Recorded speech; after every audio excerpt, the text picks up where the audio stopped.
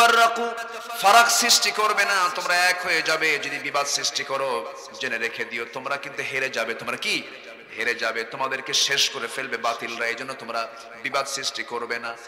Number 5 হলো ওয়াসবিরু, ধৈর্য ধরবে, ধৈর্য ধরবে। ধৈর্যের পুরস্কার হলো, আল্লাহ বলছেন যার ভিতরে ধৈর্য আছে তার জন্য জান্নাত আছে। যেরকম সুবহানাল্লাহ।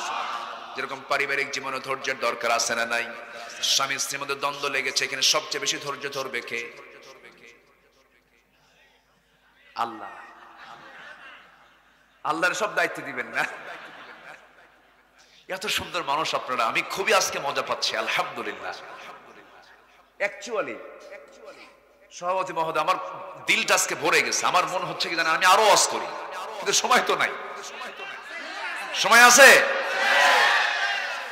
আগ্রহ আছে আপনাদের? বেশি রাত কেন করি না? ফজরের সময়টা থাকে, ফজরের সময় তো জরুরি একটা বিষয়। যারা নামাজ পড়ি তাদের একটু এই জিনিসটা আবার খেয়াল থাকে। হুজুর আপনি তো ওয়াজ করছেন, আমার নামাজ তো পড়তে হবে।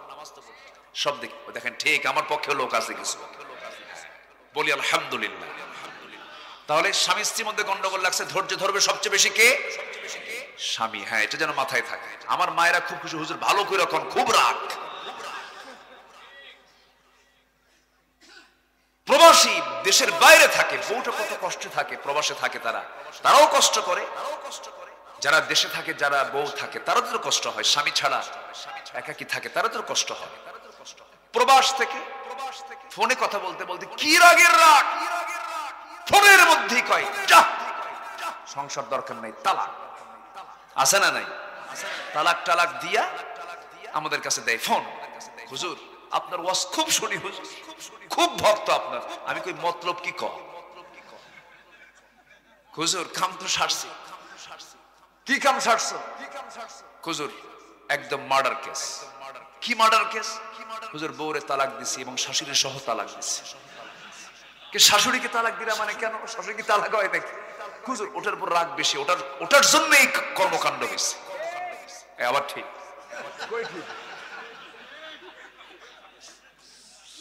আচ্ছা। তো এখন আমারে বলতেছে হুজুর কাম তো মানে সারা করে ফেলেছি, কিন্তু একটা কথা হুজুর, কি একটা ফতোয়া, একটা জিজ্ঞাসা। কি হুজুর, রাগের মাথায় তালাক দিলে কি তালাক হয়? হুজুর আমি তো রাগ করছি, রাগের মাথায় মাথা ঠিক ছিল না, এটা কি তালাক হবে? আমি বললাম আচ্ছা, কোন স্বামী কি তার বউকে মহব্বত করে তালাক দেয়? মহব্বত করে তালাক দেয় এরকম কি বলে, শোনা এদিকে আসো তো, রাগ করো না, তালাক দিলাম, এরকম করে তালাক দেয়? তালাক কি মহব্বতে হয় না রাগী হয়? রাগী তো। অসংখ্য পরিবার আছে শুধু ধৈর্যহীনতার কারণে তারা স্বামী স্ত্রী সংসার করছে, এই স্বামী স্ত্রী পরিচয় দিয়ে কিন্তু তালাক হয়ে গেছে, হচ্ছে জিনার সংসার। আছে না?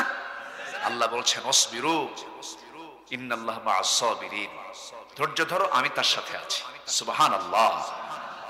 আমরা ধৈর্য ধরবো, ধৈর্যের পিরামিড হব, জোরে বলি ইনশাআল্লাহ। ইউসুফ আলাইহিস সালাতু ওয়াস সালামের কি পরীক্ষা, আল্লাহু আকবার। ইউসুফ আলাইহিস সালামের কি পরীক্ষা, আইয়ুবের কি পরীক্ষা। 18 বছর অসুখ, 3 দিন অসুখ হলি কয় আল্লাহ তোমার চোখ কি কানা হইছে নাকি, দেখো না? এরকম বলে না? এরকম বলে না? এত অসুখ তুমি কি দেখো না আল্লাহ? আর আইয়ুব আলাইহিস সালাম 18 বছর অসুখ, কোনদিন তিনি অভিযোগ দিলেন না। শুধু একদিন বললেন আল্লাহ পোকাটা তো আমার জিহ্বায় চলে আসছে, একটু ব্যথা হয়, আমার জিহ্বা যদি অচল হয় তোমার জিকিরটা করব কেমনে আল্লাহ? আল্লাহ বলছেন আইয়ুব তুমি আমাকে খুশি করতে পেরেছো, যাও সব পরীক্ষায় তুমি পাশ করেছো, আমি তোমাকে হারানো সমস্ত কিছু তোমাকে ফেরত দিয়ে দিলাম। ধৈর্য, আমরা ধৈর্য ধরবো, জোরে বলি ইনশাআল্লাহ। ইউসুফ আলাইহিস সালাতু ওয়াস সালাম যুবকরা দেখো, টকবগে যুবক, টকবগে সবচেয়ে পৃথিবীর সুন্দর চেহারাওয়ালা আমার নবীর পর কে? ইউসুফ আলাইহিস সালাতু ওয়াস সালাম। একজন সুন্দরী নারী, তৎকালীন দুনিয়ার রাজরানী, রূপবতী সুন্দরী নারী ঘরের মধ্যে তুলে নিয়ে তাকে বলছে ইউসুফ একটাবার তুমি আমার দিকে তাকালে আমি খুশি, আমার দিকে তাকাও। ইউসুফ বলছেন তোমার দিকে তাকানো আমার জায়েজ নাই। সুবহানাল্লাহ বলবেন না? তোমার দিকে আমি তাকাতে পারবো না। তাকাতেই হবে। দেখো চুলের খোপা ছেড়ে দেয়, কাপড়ের পাট্টাগুলো একটা করে খুলে দেয়, সামনে নৃত্য পরিবেশন করে। ইউসুফ চোখের পানি ফেলে ফেলে আল্লাহর কাছে কাঁদে আর বলে, আল্লাহ কি বিপদে পড়লাম, বাঁচাবা না তুমি আমাকে? যেরকম সুবহানাল্লাহ। কার ভয়? আসতে বলবেন না, কার ভয়? যুবক তোমাকে আলেয়া ডাকবে, নার্গিস ডাকবে, সুইটি ডাকবে, অনেক নারী তোমাকে ডাকবে, তুমি বলবে ইন্নী আখাফুল্লাহ, আমি ভয় করি কাকে? আসতে বলবেন না, কাকে? আসিয়ার মতো মহিলা ফেরাউনের ঘরে থেকে ঈমানটাকে টিকে রেখেছেন। সুবহানাল্লাহ বলবেন না? আসিয়া কার ঘরে থেকে? ফেরাউনের ঘরে থেকে ঈমানটাকে টিকে রেখেছেন। ওয়াসবিরু, ধৈর্যের পরীক্ষা দিয়েছেন। ফেরাউন বলছে আসিয়া দিন ছাড়ো, আসিয়া কয় দিন ছাড়লে জান্নাত পাবো না, দুনিয়া ছাড়বো জান্নাত ধরবো। সুবহানাল্লাহ বলেন। রাজরানীর দাম কি কম? রাজার বউয়ের দাম কম? আচ্ছা চেয়ারম্যান বড় না চেয়ারম্যানের বউ বড়? হ্যাঁ, এই যে ঠিক মতো উত্তর দিছে। হুজুর বড় না হুজুরের বউ বড়? থামেন কই? আপনি যত বড় হুজুর হন, আসলাম ভাই শুনেন, যত বড় হুজুর হন, বউয়ের কাছে গেলে কিন্তু হুজুরগিরি খাটে না। যদি কিছু লাগে তাহলে বলবে তুমি কত বড় হুজুর আমার জানা আছে, বসো। সব হুজুরগিরি শেষ। কি কথা বলছেন নাই? আসিয়া এত বড় বড় পদে পদ পাওয়ার পরও আসিয়া বলছেন, আমার স্বামী, আমার রাজরানীর পদ ছেড়ে দিলাম, দুনিয়ার সমস্ত নাজ নিয়ামত ছেড়ে দিলাম, নাকের মধ্যে জান্নাতের গন্ধ পাচ্ছে, জান্নাত কিনে নেব, দুনিয়া ছেড়ে দিলাম। আসিয়া বলল, তোকে টুকরা করব, তোকে কি বলে করাত দিয়ে চিরে দুই টুকরা করব। আসিয়া মুস্কি হাসি মেরে বলছেন, আমাকে হত্যার হুমকি দেন, আমি জান্নাতের আশা করি। সুবহানাল্লাহ। সামনে জল্লাদ রেডি হয়ে গেছে, করাত লেগেছে কপালে, শেষবারের মতো তাকে ওয়ার্নিং দেওয়া হলো।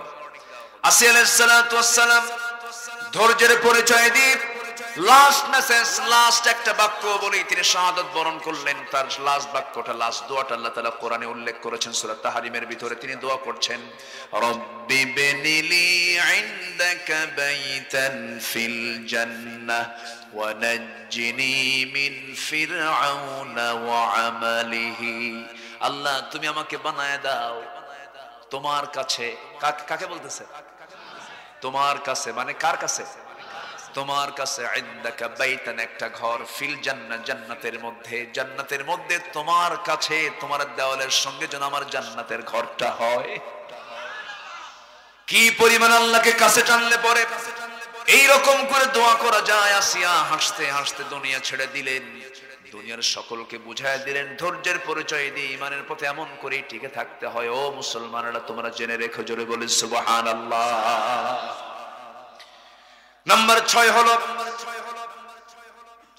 6 হলো লোক দেখানো অহংকার প্রকাশ করে কোনো কাজ করা যাবে না। অহংকার দেখাবে ইমানদার না বেঈমানেরা।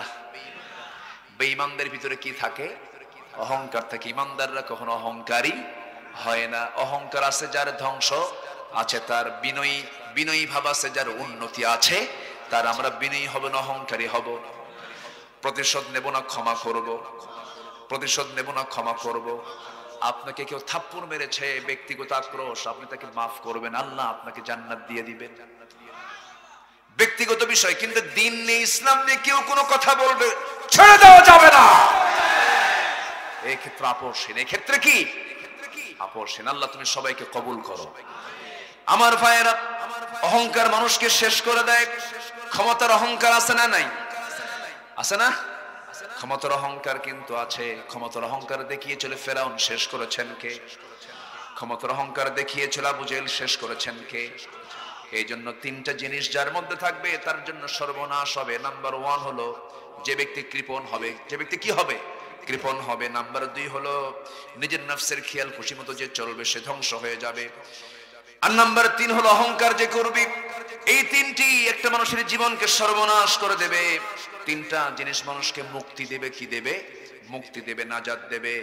1 নাম্বার হলো রাগ এবং সন্তোষ। রাগ এবং স্বাভাবিক অবস্থায় যে ব্যক্তি ন্যায় বিচার করবে, রাগে এক বিচার আর স্বাভাবিকভাবে এক বিচার না। রাগের সময়, সন্তোষের সময় একই বিচার যে ব্যক্তি করবে, আল্লাহ তাআলা তাকে মুক্তি দিবেন। নাম্বার 2 হলো দারিদ্র এবং প্রাচুর্য উভয় অবস্থায় যারা মধ্যম জীবন যাপন করবে, টাকা আছে বিলাসী হয়ে যাচ্ছে, টাকা নাই আর পারে না, না সব সময় যে মধ্যম জীবন যাপন করবে আল্লাহ তাআলা তাকে মুক্তি দিয়ে দিবেন। নাম্বার 3 হলো গোপন প্রকাশ্য সব অবস্থায় যে বান্দা আল্লাহকে ভয় করবে আল্লাহ তাকে নাজাত দিবেন। জোরে বলি সুবহানাল্লাহ। মাহফিল আসলে বিশাল বড় বুজুর্গ হয়, যাত্রায় গেলে আবার বিশাল বড় নাট্যকার হয়, আছে না নাই? এমন লোক আছে না নাই? এগুলো করা যাবে না। 3টা জিনিস মানুষের মর্যাদা বৃদ্ধি করে। নাম্বার 1 হলো মানুষকে খাওয়ানো, বেশি বেশি সালামের প্রচলন করা। 3 নাম্বার হলো রাতে জেগে জেগে আল্লাহকে সন্তুষ্ট করা। এই 3টা কাজ মানুষের মর্যাদা বাড়ায় দেয়। 3টা জিনিস গুনাহ মাফ করে, 3টা জিনিস যার মধ্যে থাকবে আল্লাহ তার গুনাহ মাফ করে দেন। নাম্বার 1 হলো শীতের সময় নিখুঁতভাবে ওযু করা, এক সালাতের পর আরেক সালাতের জন্য অপেক্ষা করা, আর সালাতের জন্য জামাতে নামাজ আদায় করা। এই 3টা কাজ যে ব্যক্তি করবে আল্লাহ তাআলা তাকে তার গুনাহগুলো সমস্ত কিছু মাফ করে দেন। জোরে বলি সুবহানাল্লাহ। আমরা আমল করব, জোরে বলি ইনশাআল্লাহ। সবাই বসুন, আমি সবাইকে নিয়ে দোয়া করব। একটু বসেন, একটু বসেন। আমাকে কমিটি অনেক আগে দিতে চেয়েছেন কিন্তু সাহস পান নাই, বলেন নাই যে কেমনে বলি কি হয়। তো এটা আরো আগে করার কথা ছিল আমার আসলাম ভাইয়ের, তো আমার ঘাড়ে এই দায়িত্বটা পড়েছে। এখন আমি যদি চাইতে যাচ্ছি, এখন ভাবতেছি চাইতে গেলে আপনারা দৌড় মারেন কিনা। দৌড় মারবেন না তো? সবাই থাকবেন, জোরে বলি ইনশাআল্লাহ। শেষ কাজ হবে কি বলেন তো? দোয়া। আজকে যারা মাহফিল আসছেন আপনারা হচ্ছেন মূল শ্রোতা। কি শ্রোতা? আসল শ্রোতা এগুলো। আর আরো যদি উচ্চ বড় ভিড় হতো ওই সমস্ত শ্রোতার মধ্যে কিছু হালকা আলগা কিছু শ্রোতা থাকে, কিন্তু এই শ্রোতা হচ্ছে মেইন শ্রোতা। আলহামদুলিল্লাহ বলেন। সবাই থাকবেন। আমি সবার কাছে একটু আরজ জানাবো, এই মাদ্রাসার জন্য আমরা একটু আন্তরিকতা নিয়ে যদি কিছু দেই, এটা আমাদের জন্য লস হবে না লাভ হবে? লাভ হবে। যদি লাভ হয় একটু মেহেরবানি করে যদি মাহফিল কমিটির আপনার কাছে যদি একটু ব্যাগ ট্যাগ নিয়ে যায়, একটু চাদর নিয়ে যায়, আমরা কি কিছু দিতে পারবো না ইনশাআল্লাহ? মা বোন কি মাহফিল আসছে? আচ্ছা, মা বোনরাও মেহেরবানি করে দিল থেকে যে যা পারি আমরা একটু দেওয়ার চেষ্টা করব। আর বিশেষ যদি কেউ দিতে চান 1 লাখ 2 লাখ 3 লাখ 4 লাখ 5 লাখ 10 লাখ যদি কেউ কিছু দিতে চান, দিতে হঠাৎ করে বলা যায় না তো। হ্যাঁ,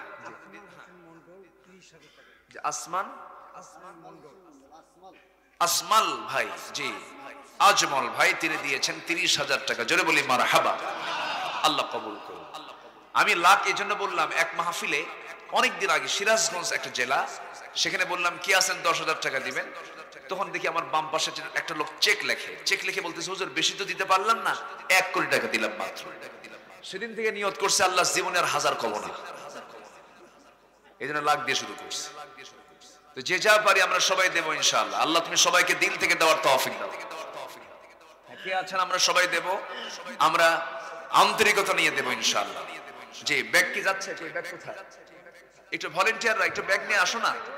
হ্যাঁ, যে একটু ব্যাগ নিয়ে সবাই আসেন, যে যা পারি আমরা সবাই দেবো ইনশাআল্লাহ। সবাই আমরা দেব, দিল থেকে দেব, জিকির করে লা ইলাহা, আরো জোরে লা ইলাহা।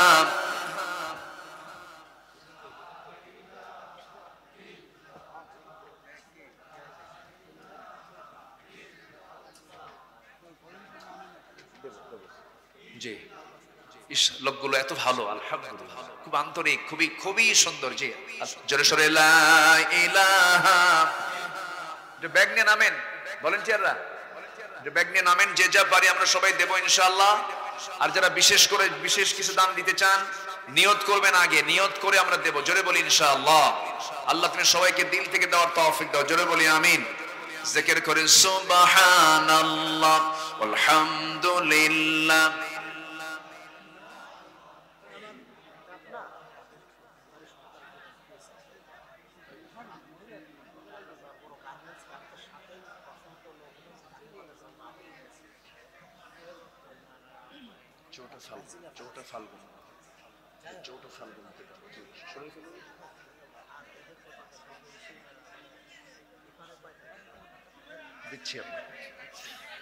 সবাই কিন্তু দেব। যদি কারো কিছু না থাকে সমস্যা নেই, না থাকলে আমি জোর করব না। যদি কারো কিছু না থাকে আপনার জন্য দোয়া হবে।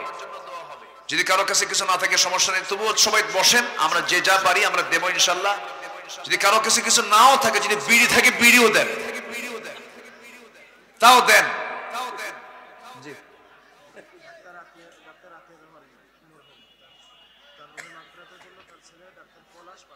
যে ডাক্তার পলাশ তার আব্বার রুহের মাগফিরাতের জন্য তিনি দিয়েছেন 5000 টাকা। জোরে বলি মারহাবা।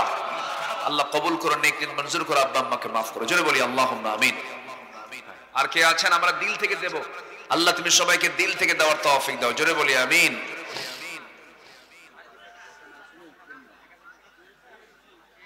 আমি তো যেতে বলিনি, জি মেহেরবানি করে বসুন, আমরা একসঙ্গে দোয়া করে আমরা বিদায় নেব।